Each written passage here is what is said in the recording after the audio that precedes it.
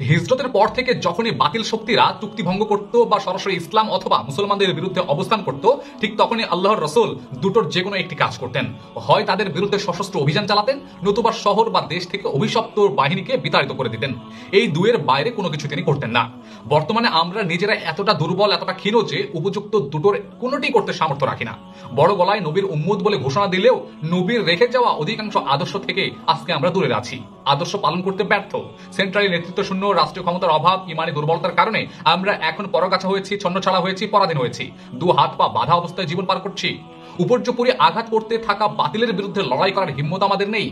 জনপদ ছিন্ন ভিন্ন করে দেওয়া অশুভ শক্তির কাউকে বের করে দেওয়ার ক্ষমতা নেই। নখ দন্তহীন সিংহ হয়ে বেঁচে আছি। ধরলাম সিংহের নখও নেই, দাঁতও নেই, তারপরও কি সেই আহত সিংহ গর্জে উঠবে না? নির্ভর হয়ে কি লাথিগুতা খেতেই থাকবে? অন্তত শরীরটা নাড়া দিয়ে তছনছ করে দেওয়ার ভাব নিয়ে গর্জে কি উঠবে না? তাই না বলুন? বর্তমানে আমাদের এমন নাড়াচাড়াটাও আমরা দেখতে পাই না। আমরা এখন এমন অবস্থার মধ্যে দিন পার করছি যে কান টানলে যে মাথা আসবে সেটাও আসে না। ইসলাম বিদ্বেষী এবং মুসলিমদের বিরুদ্ধে লড়াইরত শক্তির বিপক্ষে আপনার কঠিন অবস্থান থাকা ফরজ।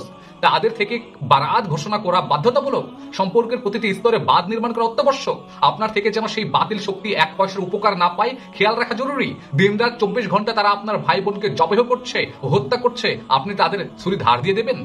দিন শেষে বলবেন আপনি মানবতার পক্ষে, ইসলামের পক্ষে? তো এমন হতে পারে না এই সে অমুক তমুক।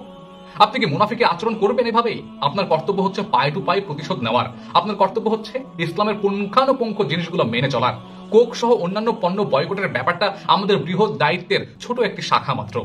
আমাদের থেকে ওরা আর্থিক উপকার পাচ্ছে, এমন যে কোনো লেনদেন থেকে নিজেদেরকে গুটিয়ে নেওয়া আল ওয়ালা ওয়াল বারার অংশ। আর আল ওয়ালা ওয়াল বারা হচ্ছে ইমানের পার্ট। সুতরাং আমরা আমাদের ইমানের জায়গা থেকে পণ্য বয়কটের ডাক দিই বা বয়কট করি। হাত পা বাঁধা থাকলেও খুবাইব রাদিয়াল্লাহু আনহুর মতো হুঙ্কার দিয়ে বলি, ওহে কুত্তার দল, ওহে শুয়োরের দল, তোদের পকেটে আমাদের একটি পয়সাও যাবে না। তোদের সাথে এই শত্রুতা নিয়েই বাঁচতে চাই, মরতেও চাই এই শত্রুতা নিয়েই। কেন আজকে এমনটা আমরা হতে পারি না?